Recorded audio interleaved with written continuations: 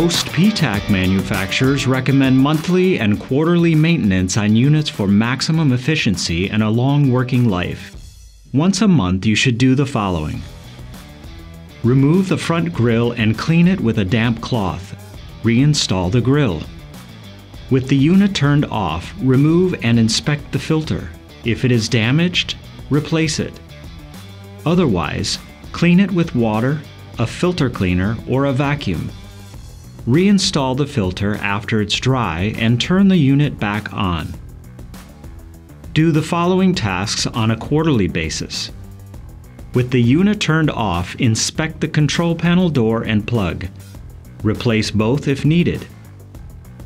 Clean the filter following the same steps demonstrated earlier. Remove the front cover and brush away any dirt, dust, or debris. Spray no rinse coil cleaner onto the coil and allow 15 minutes for it to work. Add in 3 pan tabs or 1 pan strip to prevent slime buildup.